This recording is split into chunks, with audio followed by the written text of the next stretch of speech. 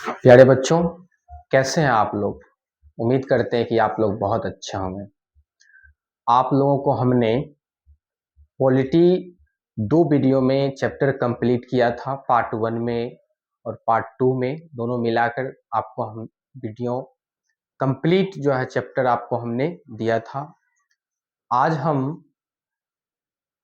लोकतंत्र में सत्ता में साझेदारी, लोकतंत्र में सत्ता की साझेदारी का वीवीआई ऑब्जेक्टिव लेकर आए हैं और ये परीक्षा के दृष्टिकोण से काफी महत्वपूर्ण रहने वाला है, काफी महत्वपूर्ण रहेगा। तो प्यारे बच्चों, देखते हैं हम लोग ऑब्जेक्टिव की तरफ चलते हैं।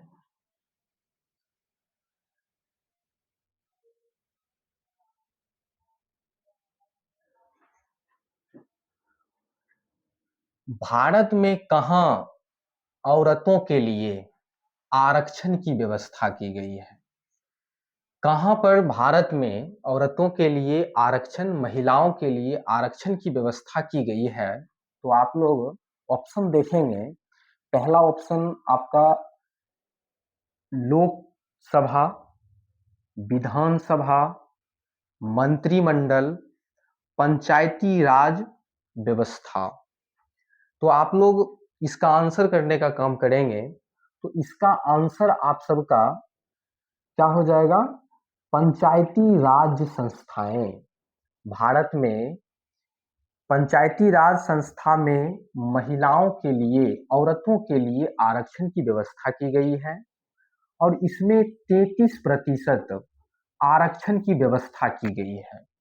तो आप लोग वीवीआई ऑब्जेक्टिव को कंप्लीट जो है आंसर देने का भी काम करेंगे आप लोग।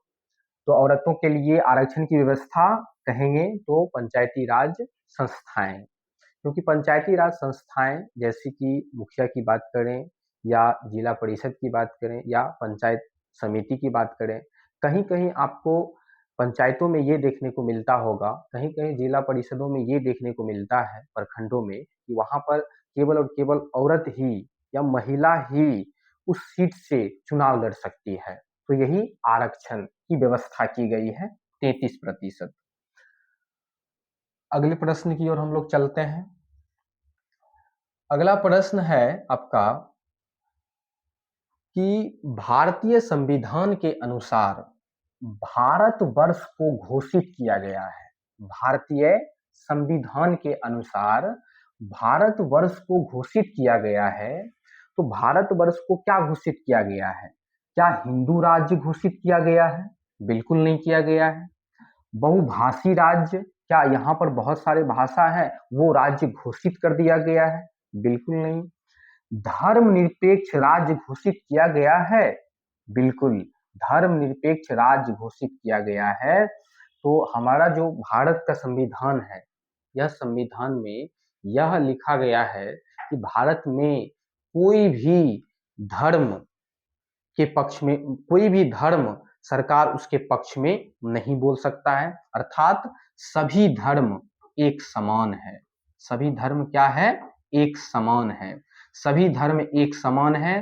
तो इसी को हम कहेंगे क्या? हम लोग इसी को कहेंगे धर्म निरपेक्ष, मतलब कोई भी धर्म के पक्ष में बात नहीं की जाएगी सरकार के द्वारा। तो हम लोग इसका आंसर करेंगे सी। भारत में, भारतवर्ष को क्या घोषित किया गया है? धर्मनिरपेक्ष राज्य। अगले प्रश्न की ओर हम लोग चलते हैं। अगले प्रश्न में हम लोग देखेंगे तो अगले प्रश्न की ओर चलते हैं हम लोग। सत्ता की साझेदारी की सर्वोत्तम प्रणाली किस देश में विकसित की गई? हम आपको हमने 2 उदाहरण दिया था।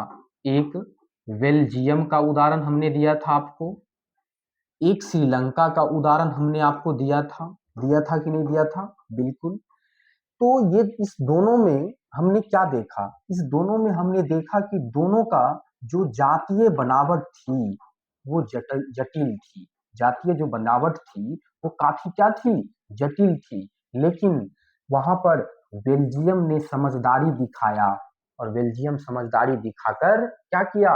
सर्वोत्तम प्रणाली का क्या उदाहरण पेश किया, लेकिन वहीं श्रीलंका इस उदाहरण में फेल किया। क्यों किया फेल? क्योंकि वहां पर श्रीलंका जो सिहली भाषी 74% था, वो 74% में 74% को बहुसंख्यक मतलब उसको ही केवल मान्यता दिया गया। जो भी सरकारी, चाहे सरकारी नौकरी की बात करें, चाहे कोई भी संस्था की बात करें, तो सर्वोत्तम प्रणाली किस देश में विकसित किया गया, तो हम लोग इसका आंसर करने का काम करेंगे बी, बेल्जियम में। बेल्जियम में किया गया। उसके बाद अगले प्रश्न की ओर हम लोग चलते हैं। VVI ऑब्जेक्टिव है प्यारे बच्चों, आप लोग इसको आंसर देने का काम करेंगे। देखिए, समझिए 4 नंबर प्रश्न, निम्न व्यक्तियों में कौन लोकतंत्र के विरोधी थे? निम्न में कौन जो है लोकतंत्र के विरोधी थे? किंग मार्टिन लूथर, यह बच्चों अमेरिका के व्यक्ति थे, अमेरिका के व्यक्ति थे, और यह वहां अमेरिका में सभी व्यक्तियों को जो रंग भेद करता था उसके खिलाफ आंदोलन चलाने का काम किया था। तो क्या यह आंसर हो पाएगा? बिल्कुल यह आंसर नहीं होगा, क्योंकि यहाँ पर कह रहा है कि लोकतंत्र में रंग भेद, निम्न व्यक्तियों में कौन लोकतंत्र के विरोधी थे?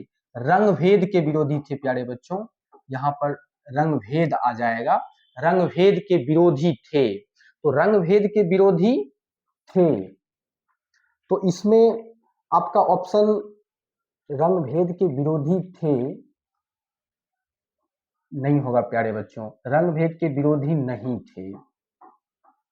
सॉरी बच्चों, थोड़ा इसमें जो है टाइपिंग में दिक्कत हो गई, सॉरी बच्चों, रंग भेद के विरोधी नहीं थे। तो किंग मार्टिन लूथर तो अमेरिका में रंग भेद का आंदोलन चलाया था, ये तो विरोधी थे कि रंग भेद के जो है रंग भेद होता ही नहीं है, रंग भेद क्या होता है।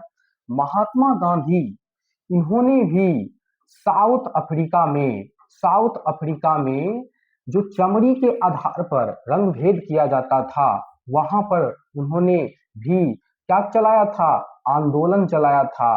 और उन्होंने भी क्या किया था? तो उन्होंने भी वहां पर रंग भेद के विरोध में आवाज उठाया था। तो ये जो है महात्मा गांधी भी रंग भेद के विरोधी थे, और यहाँ क्या है, रंग भेद के विरोधी नहीं थे। तो जेड गूडी जो हैं वह ब्रिटिश के थे। कहाँ के थे? ब्रिटिश के थे। और यह जो हैं, यह एक शो चलाते थे, शो, और शो का नाम था बिग बरोदर। और यह शो क्या हुआ, एक बार जो है भारत में शो करने आया था जेड गूडी, ब्रिटेन की है, एक महिला है। यह जो आई थी तो क्या हुआ, तो बिग बरोदर शो में इन्होंने शिल्पा शेट्टी पर कमेंट कर दिया था। शिल्पा शेट्टी को आप लोग पहचानते होंगे। शिल्पा शेट्टी को क्या कह दिया कि इसका मुंह बिल्कुल पापड़ के जैसा दिखता है। इस वजह से हम लोग कह सकते हैं कि जेड गूडी जो थे वो कहते थे कि रंग भेद होना चाहिए, अर्थात रंग भेद करते थे। तो हम कह सकते हैं इसमें जो है जेड गूडी इसका क्या हो जाएगा? आंसर हो जाएगा। अगला प्रश्न की ओर हम लोग चलते हैं। देखिए अगला प्रश्न कौन सा है। अगले प्रश्न में हम लोग जब प्रश्न की अगर हम बात करें तो अगला प्रश्न है, भारतीय संविधान के बारे में इनमें से कौन सा कथन गलत है? भारतीय संविधान के अनुसार इनमें से कौन सा कथन ऐसा है जो गलत है? हम ऑप्शन बारी बारी से पढ़ते हैं। यह धर्म के आधार पर भेदभाव की मनाही करता है। क्या यह कथन सही हो सकता है? क्या हमारा जो भारत का संविधान है, क्या वो धर्म के आधार पर भेदभाव को वर्जित करता है, मना करता है? बिल्कुल करता है। तो इसका यह आंसर नहीं होगा। यह धर्म को राजकीय धर्म बनाता है। क्या यह भारत का संविधान कहता है कि केवल हिंदू धर्म ही इस भारत देश में सब कुछ के लायक है। क्या मुस्लिम धर्म इस देश में कोई चीज जो है या रहने के लायक नहीं है? ऐसा बिल्कुल नहीं है। भारत के संविधान ऐसा बिल्कुल नहीं कहता है कि हमारा ये संविधान है वो केवल हिंदू के लिए है या केवल मुस्लिम के लिए है या केवल सिख के लिए है। तो इसका जो कथन है इसमें, यह कथन क्या हो जाएगा? गलत हो जाएगा। तो इसका आंसर हम लोग क्या करेंगे? इसका आंसर बी करेंगे। देखिए आगे में क्या है, सभी लोगों को कोई भी धर्म मानने की आजादी है। बिल्कुल, आप जो है हिंदू धर्म से हैं तो आप चाहें तो मुस्लिम धर्म अपना सकते हैं, आप मुस्लिम धर्म में हैं तो चाहे तो आप हिंदू धर्म अपना सकते हैं।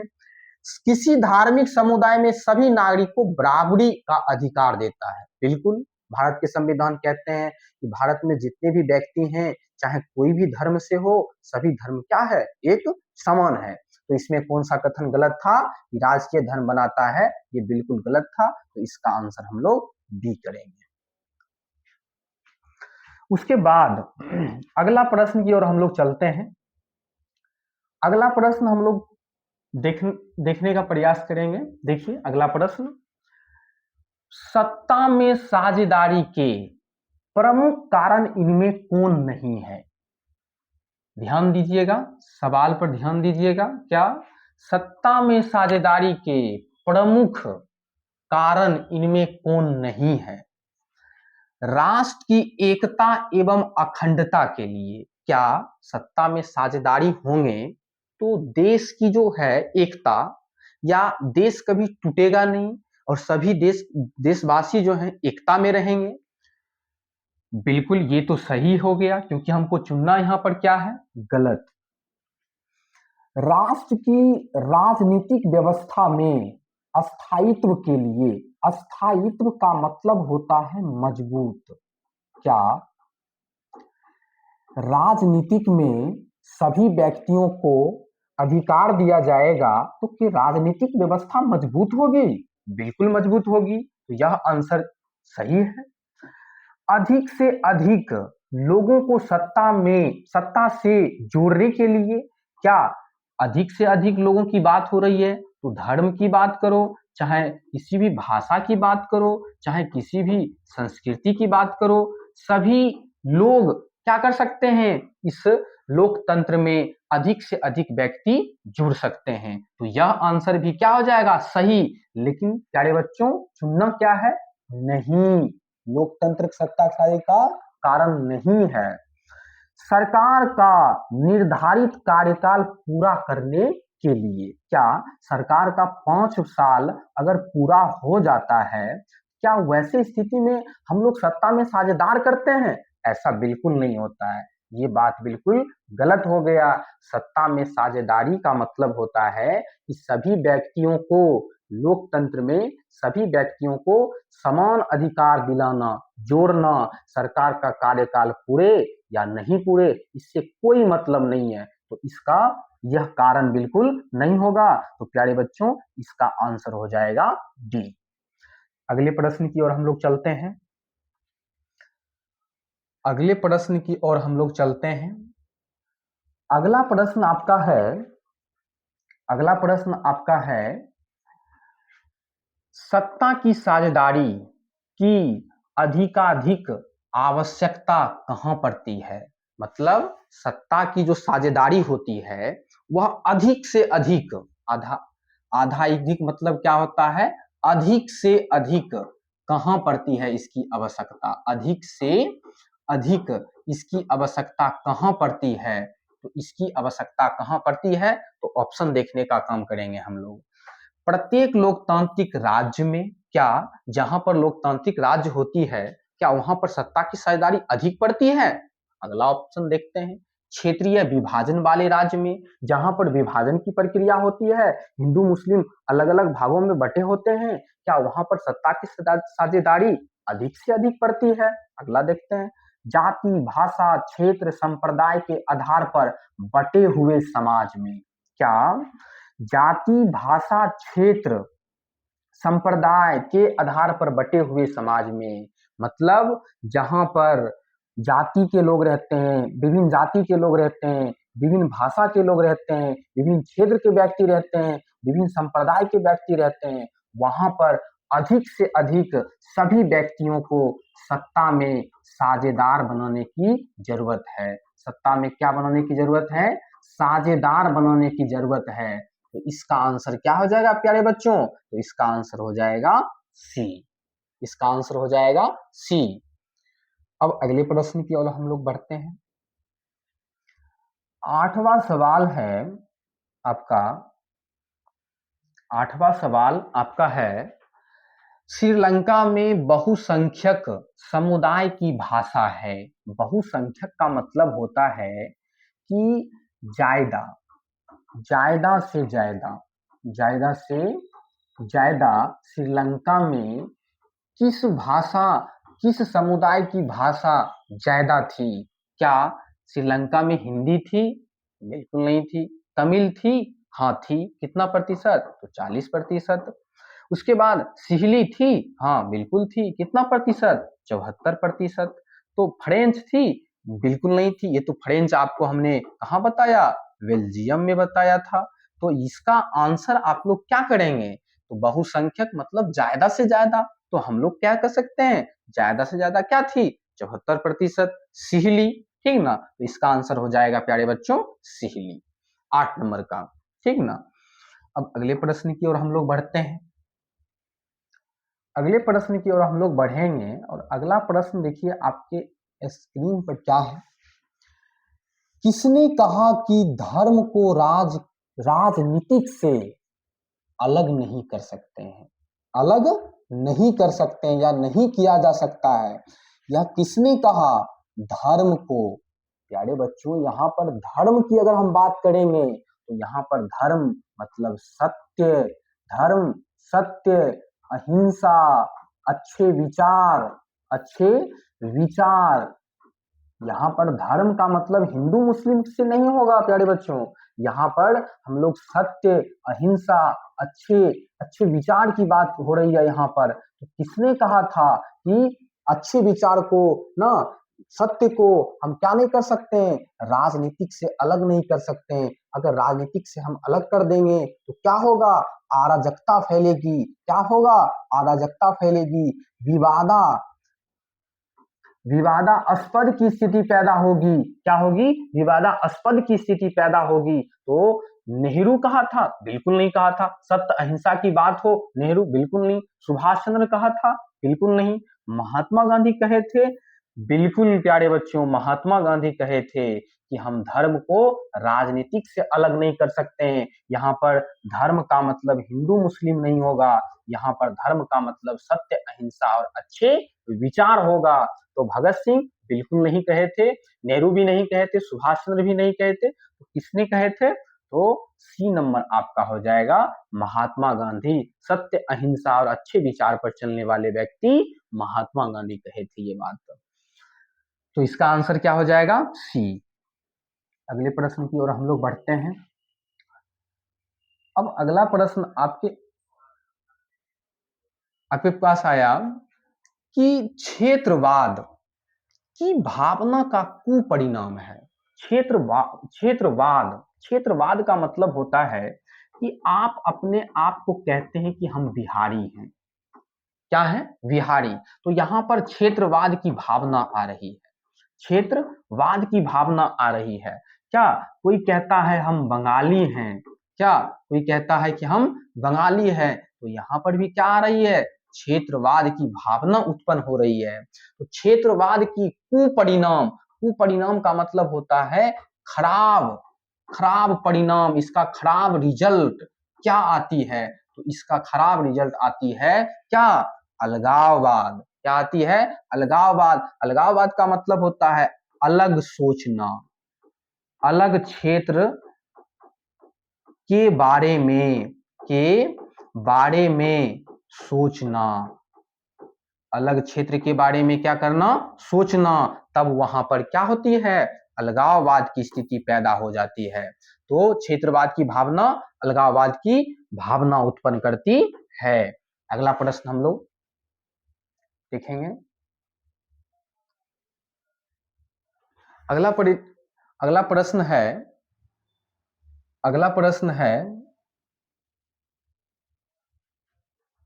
सांप्रदायिक राजनीति आधारित है। आपको हमने बताया था सांप्रदायिक क्या होता है। तो सांप्रदायिक का मतलब होता है अपने धर्म को अपने धर्म की बात होगी यहाँ पर प्यारे बच्चों।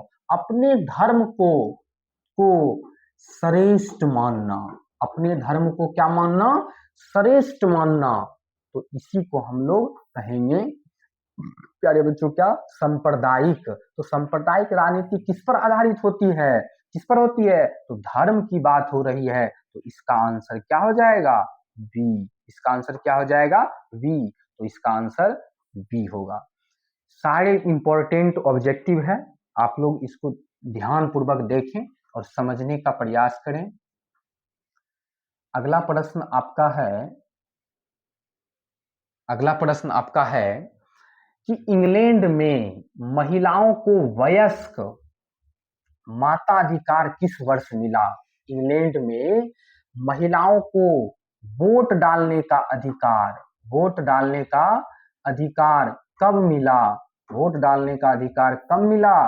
तो इसका आंसर आपका हो जाएगा 1918 में। 1918 में इंग्लैंड में सभी महिलाओं को वोट डालने का अधिकार प्राप्त हो गया। उससे 1918 से पहले वहां पर इंग्लैंड में कोई भी महिलाएं वोट नहीं करती थी, सरकार चुनने में मदद नहीं करती थी। लेकिन 1918 के बाद वहां पर सभी महिलाओं को, जिसका उम्र 18 वर्ष पूरा है, वह सभी महिला क्या कर सकती थी, वोट डाल सकती थी। अब अगला प्रश्न, जनमत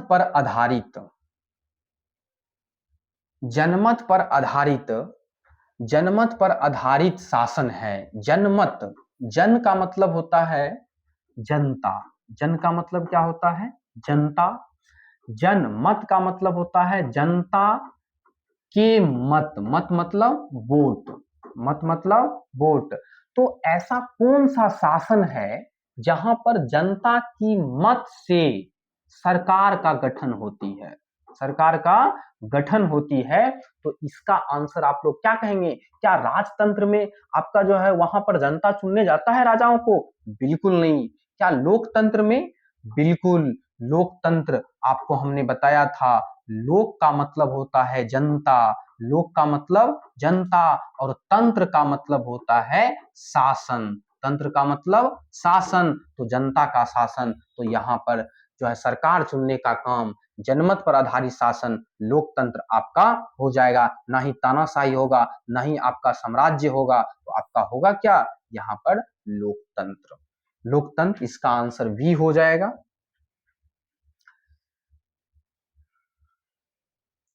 अगला प्रश्न अब देखते हैं हम।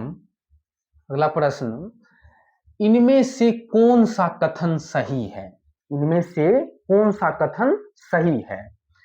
ए नंबर में देखते हैं कि जहां सामाजिक अंतर बढ़ते हैं वहां विभाजन होता है।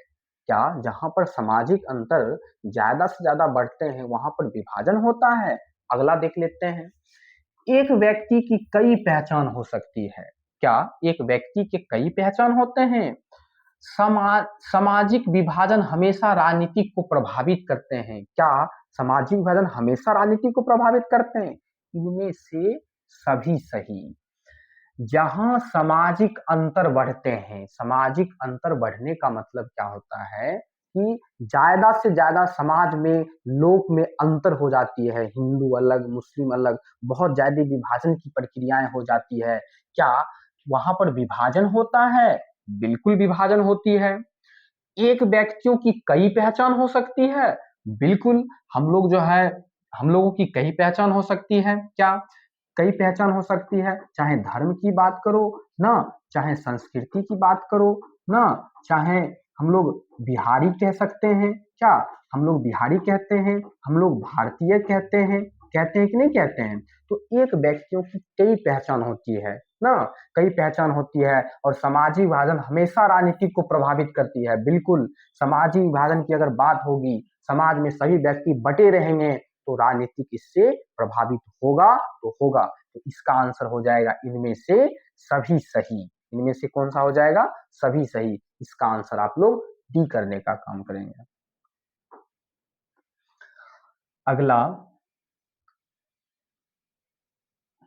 अगला प्रश्न है, लिंग विभाजन का अर्थ क्या होता है? लिंग विभाजन का अर्थ क्या होता है? लिंग विभाजन मतलब स्त्री एवं पुरुष, स्त्री एवं पुरुष।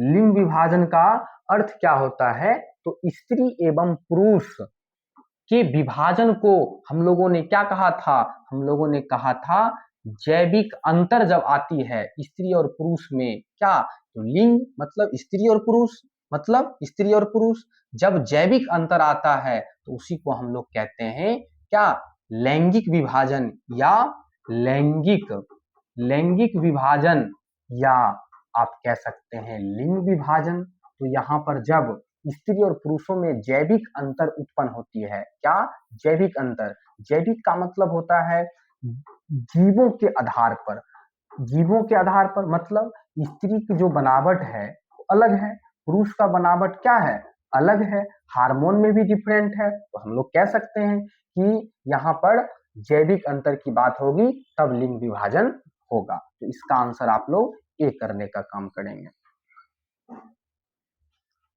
अब अगला प्रश्न आपका है भारतीय संविधान के बारे में कौन सा कथन सही है? कौन सा कथन सही है? भारतीय संविधान के बारे में कौन सा कथन सही है, कथन सही है? ए में देखिए, संविधान किसी धर्म को राजधर्म बनाता है। क्या भारत के संविधान कहता है कि कोई धर्म राजधर्म है? बिल्कुल नहीं। भारत एक धार्मिक राष्ट्र है, ये भी बिल्कुल नहीं होगा। भारत किसी धर्म को राजकीय धर्म नहीं बनाता है, ये आपका क्या हो जाएगा? सही हो जाएगा। कौन सा कथन सही है? तो आपका ये आंसर हो जाएगा। क्यों? क्योंकि भारत कोई भी धर्म को राजकीय धर्म का दर्जा नहीं देता है। कहता है, भारत का संविधान कहता है कि हम लोग धर्मनिरपेक्ष राष्ट्र में रह रहे हैं। इसमें रह रहे हैं, धर्मनिरपेक्ष राष्ट्र में रह रहे हैं। तो इसका आंसर क्या हो जाएगा? सी हो जाएगा इसका आंसर। अगला प्रश्न आपका है महिलाओं को सर्वप्रथम मताधिकार किस देश में दिया गया? मताधिकार का मतलब वोट डालने का अधिकार। वोट डालने का अधिकार सबसे पहले कहां प्राप्त हुआ था? तो आपको हमने बताया था, क्या फ्रांस? बिल्कुल नहीं। ब्रिटेन? हाँ बिल्कुल, 1918 ईस्वी में वहां पर क्या हुआ था? वहां पर महिलाओं को वोट डालने का अधिकार प्राप्त हुआ और सबसे पहले महिला वही इंग्लैंड में ही वोट डाली, मतलब ब्रिटेन। अगला प्रश्न हम लोग चलते हैं। अगला प्रश्न आपका है कि सत्ता की साझेदारी क्यों जरूरी है? सत्ता की साझेदारी क्यों जरूरी है? शासन कमजोर होता है, शासन कमजोर होता है, किसी एक समूह फायदा मिलता है, विवाद कम होता है, जनता का महत्व नहीं रहता है। मतलब सत्ता की साझेदारी क्यों जरूरी है? तो सत्ता की साझेदारी जरूरी है। क्या शासन कमजोर हो जाता है सत्ता की साझेदारी होती है? तो बिल्कुल नहीं। किसी एक समूह की फायदा मिलता है? ये भी बिल्कुल नहीं है। विवाद कम होते हैं प्यारे बच्चों, क्या होते हैं? विवाद कम होते हैं। तो इसका आंसर आप लोग क्या करेंगे? विवाद कम होते हैं, मतलब इसका सी हो जाएगा। विवाद मतभेद कम होते हैं। क्या होते हैं? मतभेद कम होते हैं। तो इसका आंसर आप लोग 18 का आंसर करेंगे सी।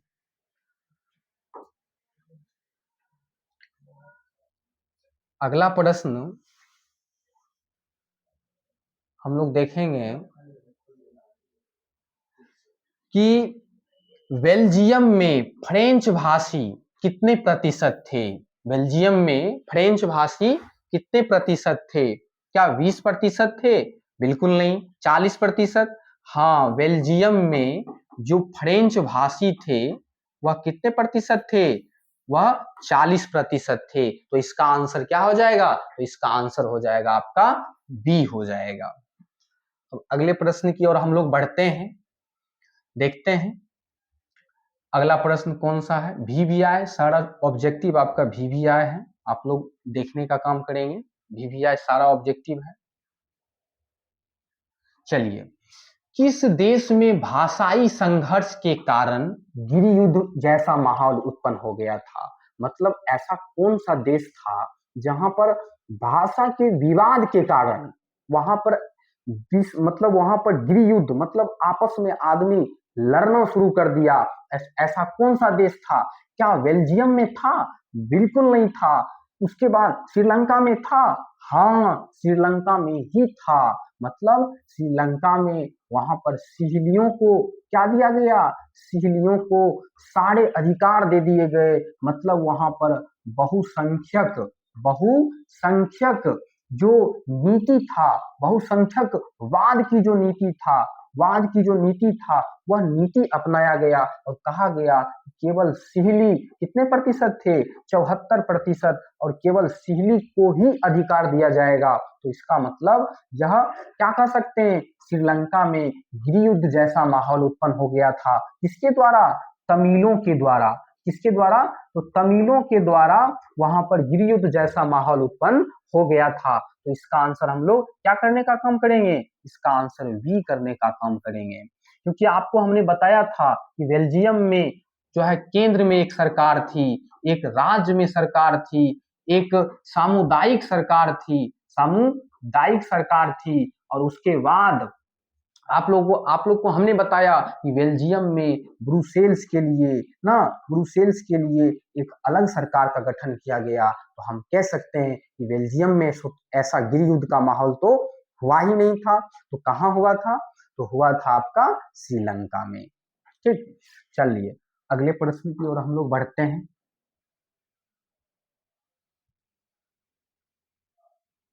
अगले प्रश्न की ओर हम लोग बढ़ते हैं। लोकतंत्र कितने प्रकार के होते हैं? लोकतंत्र कितने प्रकार के होते हैं? 4, 3, 5, 2, कितने प्रकार के होते हैं?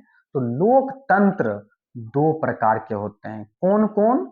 एक हमने लोकतंत्र कितने प्रकार के होते हैं? तो लोकतंत्र 2 प्रकार के होते हैं।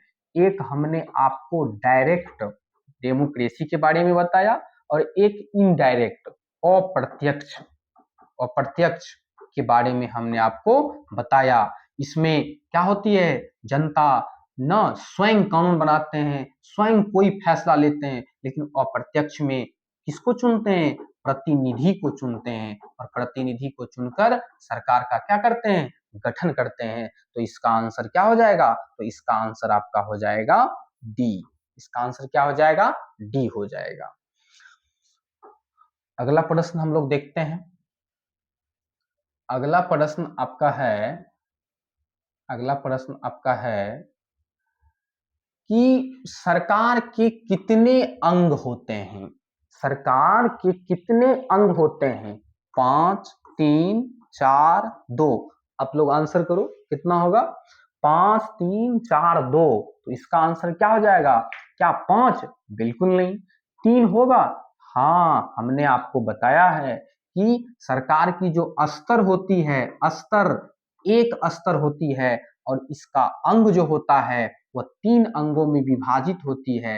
एक का नाम आपको हमने बताया था विधायिका, दूसरा क्या था? तो दूसरा क्या था? कार्यपालिका, दूसरा क्या था? कार्यपालिका। और तीसरा क्या था? न्यायपालिका। तीसरा क्या था? न्यायपालिका था। इसके बारे में हमने आपको बताया। तो सरकार के कितने अंग होते हैं? 3 अंग पर सरकार क्या करती है? कार्य करती है। और स्तर क्या होता है? स्तर एक ही होता है। अब अगले प्रश्न की ओर हम लोग चलेंगे। अब देखते हैं अगला प्रश्न क्या है आपका। अगला प्रश्न देखिए क्या है कि संविधान सभा की पहली बैठक संविधान सभा की पहली बैठक कब हुई? 5 मार्च 1950, 9 दिसंबर 1946, 16 जनवरी 1950, 26 जनवरी 1950, 15 अगस्त 1947। पहली संविधान सभा की बैठक कब हुई? तो पहली संविधान सभा की बैठक 9 दिसंबर 1946 को हुई थी और इसमें 299 सदस्य थे। इसमें कितने सदस्य थे? 299 सदस्य थे और इसका अस्थाई जो था अध्यक्ष, वो किसको बनाया गया था? सच्चिदानंद सिन्हा को बनाया गया था। सच्चिदानंद सिन्हा को बनाया गया था ना। और ये बिहार के व्यक्ति थे, क्योंकि सच्चिदानंद सिन्हा को इसीलिए बनाया गया क्योंकि सबसे ज्यादा जो बुजुर्ग थे, सबसे ज्यादा एज जो था इन्हीं का था। और बाद में फिर किसको बनाया गया? राजेंद्र प्रसाद को बनाया गया बाद में, निर्णय के अनुसार। तो इसका आंसर क्या हो जाएगा? 9 दिसंबर 1946। अब अगला प्रश्न हम लोग देखते हैं। अगले प्रश्न की ओर हम लोग चलते हैं। अगला प्रश्न आपका है, संविधान दिवस कब मनाया जाता है? संविधान दिवस कब मनाया जाता है? 15 जनवरी, 26 जनवरी, 15 अगस्त, 26 नवंबर के कब मनाया जाता है? बताओ आप सब। तो 26 जनवरी को तो गणतंत्र दिवस मनाया जाता है।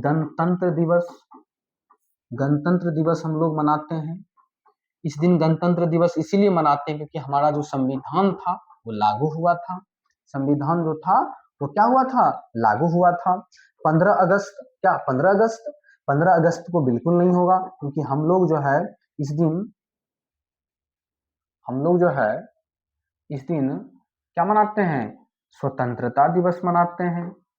क्या मनाते हैं प्यारे बच्चों? स्वतंत्रता दिवस मनाते हैं। स्वतंत्रता दिवस मनाते हैं इस दिन। उसके बाद 26 नवंबर, बिल्कुल 26 नवंबर को हम लोग संविधान दिवस मनाते हैं। संविधान दिवस मनाते हैं। क्यों? क्योंकि इसी दिन संविधान बनकर क्या हुआ था? तैयार हुआ था। क्या हुआ था? तैयार हुआ था। लागू नहीं, कार्य पूरा हो गया था संविधान बनने का। कब? तो 26 नवंबर 1900 कब? 1949 को क्या हुआ था? संविधान क्या हुआ था? बनकर तैयार हुआ था, उसका कार्य तैयार हुआ था। तो इसका आंसर आप लोग क्या करेंगे? इसका आंसर आप लोग डी करने का काम करेंगे। अब अगला प्रश्न है और लास्ट प्रश्न आपका आ गया 25 नंबर का प्रश्न।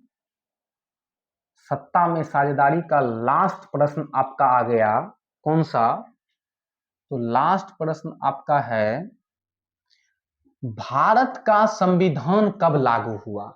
भारत का संविधान कब लागू हुआ? क्या 15 अगस्त 1947 को लागू हुआ था? क्या 26 नवंबर 1949 को लागू हुआ था? क्या 9 दिसंबर 1946 को लागू हुआ था?